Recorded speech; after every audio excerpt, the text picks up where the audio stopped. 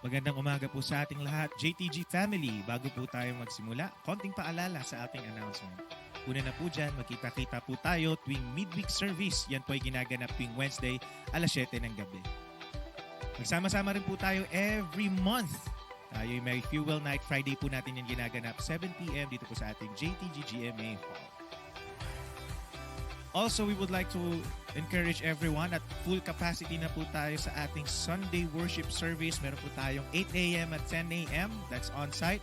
At nagsusupport tayo online 10 a.m. to 11:30 a.m. at jtg.gma.ph. And finally, we encourage everyone, sumali na kayo sa ating mga small groups. May 3 pamamaraan kung paano po tayo sasali. Meron po tayong Bible study group, discipleship group, at connect group. According to your age, we have youth, young adults, and men's and women's connect group. Simulan na po natin ang ating morning devotion. Muli, magandang umaga po sa lahat.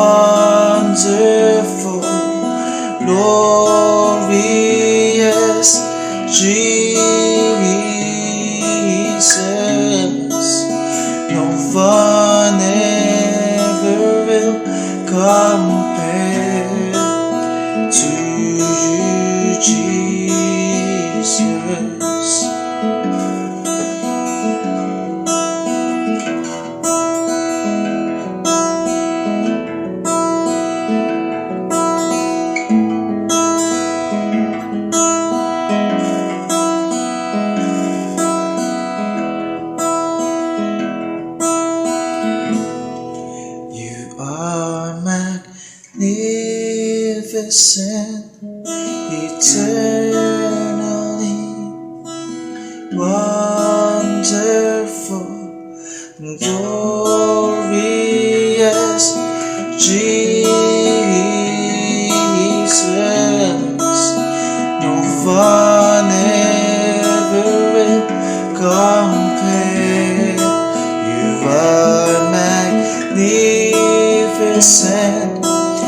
eternally wonderful, glorious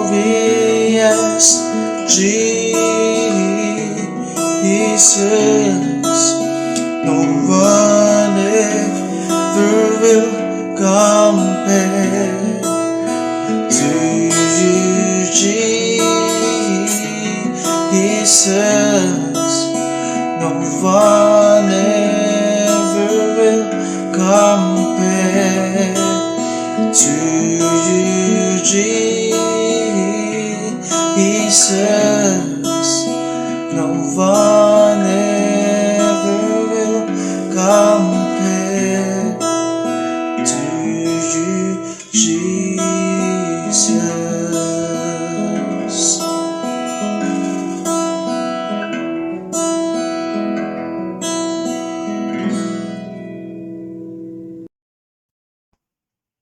Good morning po sa ating lahat.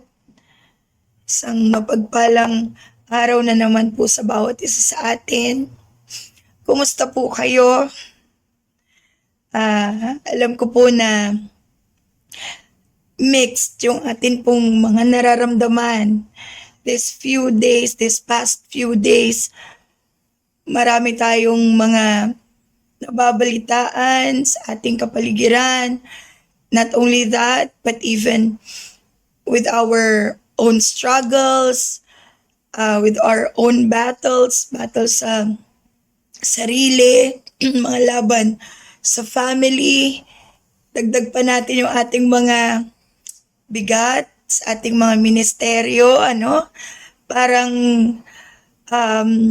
marahil marami sa atin yung medyo na-overwhelm sa mga nangyayari. Pero ngayong umaga pong ito, let's just take it lightly and let us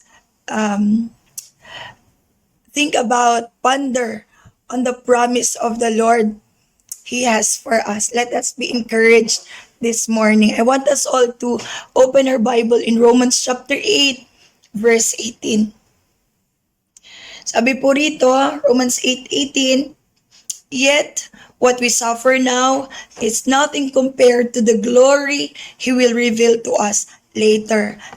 Ang Diyos po magpala ng kanyang salita, tayo po ay manalangin. Panginoon, alam namin, O Diyos, na kayo po na tumawag sa amin ay tapat. Kayo po na aming Panginoon na tumawag sa amin ay hindi magpapabaya. Ikaw po ang laging magpapalakas at magsusustain sa amin. Father, as we study your words, habang po kami, Panginoon, ay enjoy, Lord, na maunawaan at alalahanin ang pangako mo sa amin. Let us all be strengthened and encouraged, Lord God. Let us be fueled again. Let our hearts be fueled again with your joy, Lord God, with your love. Maraming salamat po, Ama. Sa iyo po ang lahat ng kapurihan sa pangalan ni Jesus. Amen. Ayun po. Kagaya po ng pangako ng Panginoon sa atin, kagaya ng sinasabi sa kanyang salita, yung pong mga sufferings natin ngayon ay hindi po maikukumpara or yung mga bagay na inihanda ng Diyos para sa atin ay hindi po maikukumpara sa mga pinagdadaanan natin. Kahit pagaano kabigat, kahit pagaano kasakit, kahirap, yung mga bagay na tinitiis natin dahil gusto nating sumunod sa Diyos, dahil gusto nating mabigyan ng kaluguran ng Panginoon, ay hindi pa rin po ito comparable doon sa mga bagay na inihanda ng Panginoon para sa atin. Let us be reminded also na hindi natin pwedeng ang Panginoon ay hindi niya tayo dadayain. Ang Panginoon ay hindi lang siya faithful, He is also just. That every good thing or every work that we do for Him, everything that we do for His kingdom, lahat ng yun, sisiguraduhin ng Panginoon na bayad yun sa atin. Hindi mangungutang ang Diyos sa atin. Kaya napaka comforting, ano? I hope that you are comforted with that. That as you are going through difficulties, as you are enduring the pain of obeying the Lord, may pangako ang Panginoon sa atin. Amen po. Kaya hindi tayo dapat panghinaan ng loob. Hindi tayo din dapat matakot. Ano po? Pero alam ko normal yon. Di po ba? Normal yon. Madalas natatakot tayo for ourselves, for our families, especially those things that we've been hearing these days, war in Israel, and we know Israel is our timetable. Yun ang sinit ng Panginoon na maging sa atin, at parang sign for us to look to, Sabi nga, di ba, kagaya ng fig tree, when we see that it's falling, alam na natin that yung next season is coming. So, ganun din. But we should not be afraid. Instead, all of this should excite us. All of this should bring joy and relief in our hearts that, malapit na. Malapit na nating matamasa yung mga bagay na pinaganda ng Panginoon sa atin. Pero, more than that, hindi yung mga pinaganda but being in the feet of the Lord to worship Him, yun yung pinaka-exciting sa lahat. Actually, yun yung hinihintay natin Hindi yung mga kwarto o yung magandang buhay kaya na naghihintay sa atin. No, the very presence of God, that we will be worshiping at His feet. We will no longer worship God from afar. And we know that God is our reward.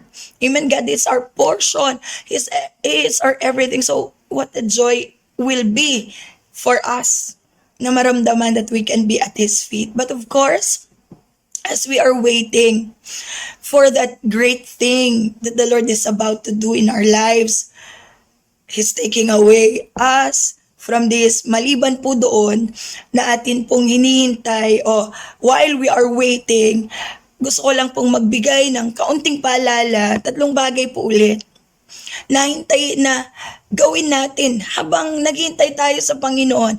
Instead of us feeling down, instead of us feeling fearful, instead of us na thinking to back out, wala na. Don't back out. Don't back out. Don't back off. Wala na tayong pupuntahan. Nandito na. Malapit na tayo. Malapit na. So, let us just be reminded of those things that we should keep doing while we are waiting. Ready po? Ready? Una, keep serving the Lord. As we are waiting, since sabi naman ng salita ng Panginoon, yung mga pinagdadaanan natin ay maliit lang. Konti lang yun compared sa kagalakan na naghintay sa atin. So what will we do?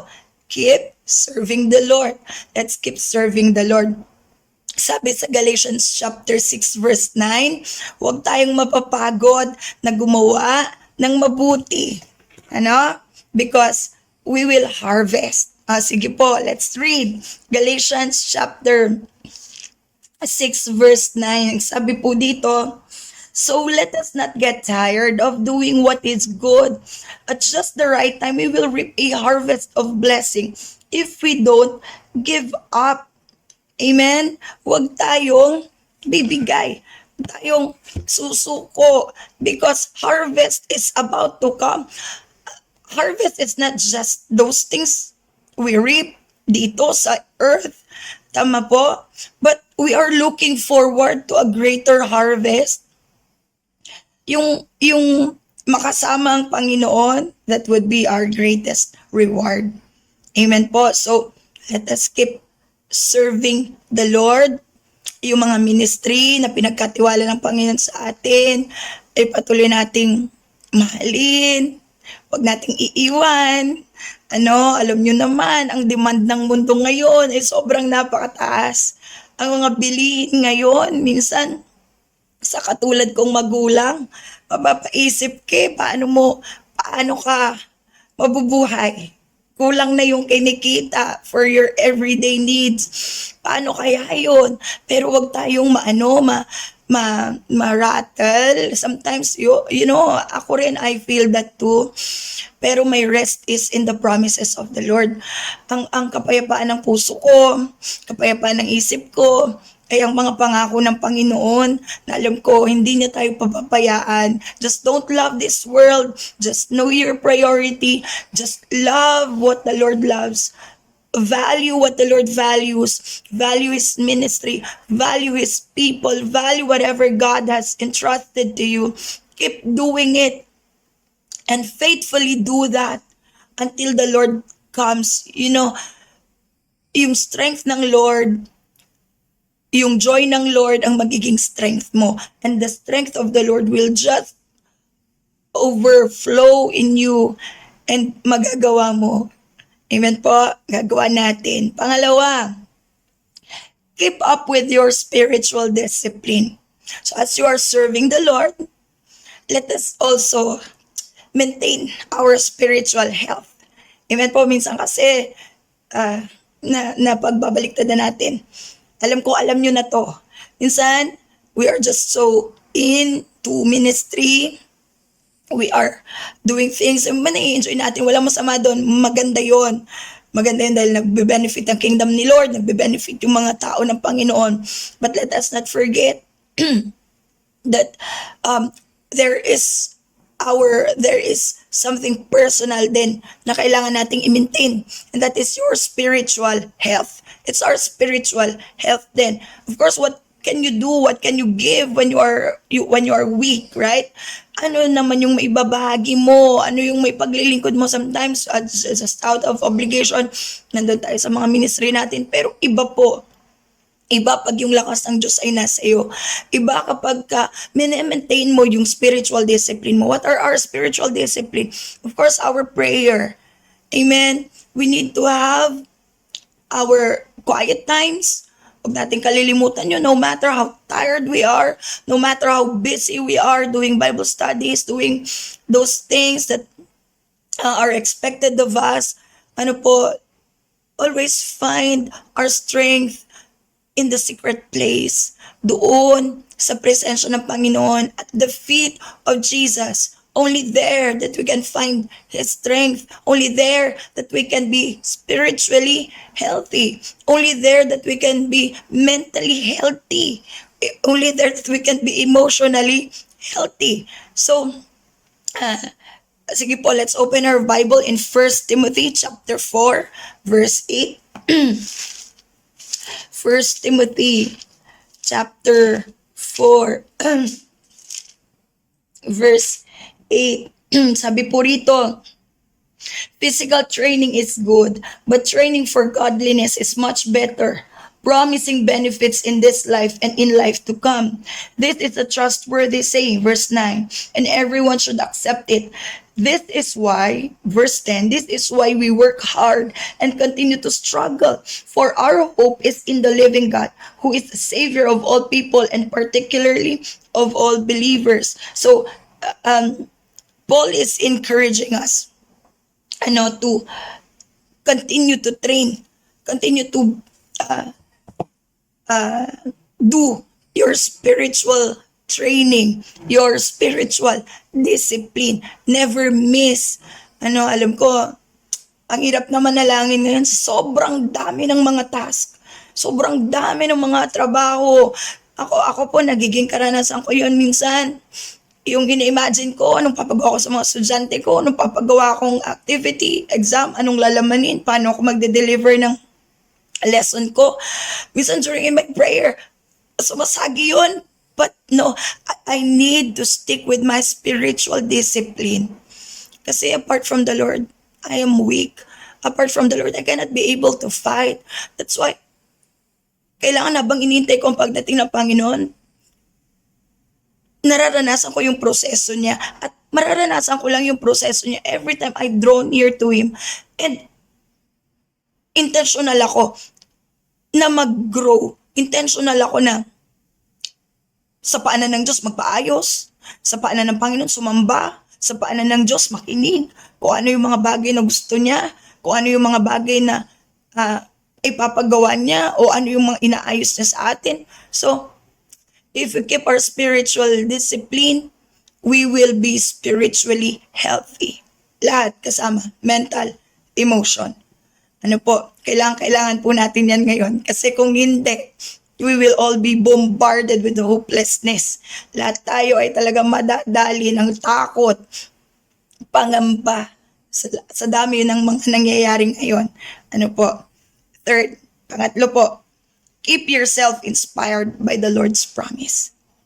Keep yourself inspired by the Lord's promise. Remember po, yung nung nakaraang nag-share po tayo, yun po yung aking i-share, that the promises of the Lord inspires us. The promises of the Lord preserves us. Yung mga pangako ng Diyos ang nagpe-preserve po sa atin. Totoo po yun. Ako po, talagang doon na lang ako nagre-rely talaga sa pangako ng Panginoon. Kung hindi sa pangako ng Panginoon, iba-iba ang aking iisipin. Iba-iba yung magiging takbuhan ko. Iba-iba rin yung magiging, ways ko. I will do things on my own. But because there is the Lord's promise, dahil may pangako ang Panginoon, I only need to submit to those. I only need to trust in the Lord, to submit to that. And I believe He will take care of me. And I believe that I will stand my ground. I believe that makikita ko at makakasama ako sa parada ng tagumpay ng ating Panginoon. So I just want to read this verse sa 1 Peter. This was my text verse the last time I shared. Sabi rito po sa 1 Peter chapter 4, 2 Peter chapter 1, verse 4, 2 Peter chapter 1, verse 4, sabi niya rito, and because of His glory and excellence, He has given us great and precious promises. These are the promises that enable you to share His divine nature and escape the world's corruption caused by human desires. See? Pangako ng Panginoon talagang ating pangawakan at walang iba. And we know He is faithful. Amen? So, again, Romans 8 chapter 18 says, the pain that we're going through cannot be equal with those things that God has prepared for us, but not those things, but God Himself. To be with God, that will be more than enough. Amen. So I pray, I hope that you're encouraged this morning, and let's pray for each other sapagkat ang laban ay hindi po madali, kaya kailangan po nating magpanalanginan. So God bless po everyone. Have a great day. Have a blessed day. Hallelujah, Lord God. Hallelujah, Jesus. Purihin ka, Panginoon. Sambahin ka, O Diyos. Luwalhatiin at dakilain ka, Panginoon. Sa umagang ito, O Diyos, muli po kami, O God, na dumudulog sa iyong harapan. Patuloy kami, Panginoon, na nagpakumbaba. Patuloy kami, O Diyos, na lumalapit sa iyo ng buong puso, Panginoon. Ikaw, O God, ang aming pinapasalamatan sa lahat ng bagay, Panginoon, sa aming mga buhay, O God. At anumang nakikita ng sa buong puso ng mga anak mo, Father God, sa umagang ito, kami po, Panginoon, O Diyos, ay humihingi ng kapatawaran sa lahat upang kami, Panginoon, O Diyos, ang aming mga panalangin, ang aming mga kahilingan sa umagang ito ay patuloy ito, Panginoon, na makarating sa iyong harapan dahil ikaw ang aming Diyos na banal, dakila at makapangyarihan higit sa lahat. Salamat po, Panginoon, sa iyo sa lahat ng bagay, O God, na ginagawa mo. Dalangin din po namin, O God, sa umagang ito, na kung saan, Panginoon, O Diyos, hinihiling namin, Panginoon, na ang mga anak mo, Panginoon, magkaroon ng revival, Panginoon, magkaroon ng restoration, ang bawat puso, Panginoon, higit sa lahat, O God, sa mga anak mo na patuloy, Panginoon, na nanalig at nagtitiwala sa iyo. Ikaw po, Panginoon, ang mag-abot sa kanila dahil ang bawat isa, Panginoon, ay walang magagawa kung wala ka sa aming mga buhay. Kaya lagi namin hinihiling ang pagsama mo, Panginoon, na iayos mo ang aming mga puso pagdating sa aming paglilingkod sa iyo, na punong-puno, Panginoon, ng pananalig, pananampalataya, Panginoon, lalo na sa kapanahunan ngayon, O Diyos. Ikaw lagi, Panginoon, ang maparangalan, maliwalhati at madakila. Ikaw lagi, Panginoon, ang mabigyan namin ng kagalakan, Panginoon, O God, sa pamamagitan ng tulong mo, habag mo at grasya mo, maging maayos po ang lahat, O God. Salamat po, Panginoon, inangkin namin, O Diyos, na magkaroon ng kaayusan, manumbalik ang bawat anak mo, ang bawat puso ng mga anak mo, Panginoon, na nanghihina, ang bawat puso ng mga anak mo na nawala. Lord, ibalik mo sila, Panginoon, sa paglilingkod sa iyo, O Diyos. Hallelujah, hallelujah. Salamat po, Panginoon, inangkin namin, O God, ang katagumpayan sa lahat ng mga anak mo, Panginoon, O Diyos. Ikaw lagi ang gabay at patnubay nila, Panginoon, O Diyos, saan man ang buhay, saan man sila ngayon naroon, O Diyos. Patuloy mong hipuin ang kanilang mga puso, ang kanilang mga kaisipan, Panginoon, na ikaw, O Diyos, ang tanging nagbibigay sa kanila ng buhay, lakas, Panginoon, O Diyos, sa bawat isa, Panginoon. Salamat po, Lord God, sa umagang ito na iyo pong pinagkaloob sa amin, O Diyos. Dalangin din po namin ang mga anak mo na patuloy, Panginoon, O God, na ginamit tuwing gawain, Panginoon, sa aming morning devotion, Lord. Patuloy mo siyang pagpalain, patuloy mo siyang gamitin, patuloy mo siyang ingatan, at ikaw lagi ang maitaas na parangalan sa kanyang buhay, O God. Hallelujah. Salamat po, more lives and wisdom sa mga salita mo, Panginoon, na ito'y magbibigay lagi ng kalakasan, lalo na sa aming espiritual na buhay, O God. Maraming salamat po, Panginoon, sa iyo sa umagang ito. We declare, Panginoon, victory, Panginoon, sa umagang ito. At walang ibang mapuri, masamba, mapasalamatan sa umagang ito. Tanging ikaw lamang, aming Panginoong Jesucristo, sa gabay at patnubay ng Santong Espiritu. Amen ang amin.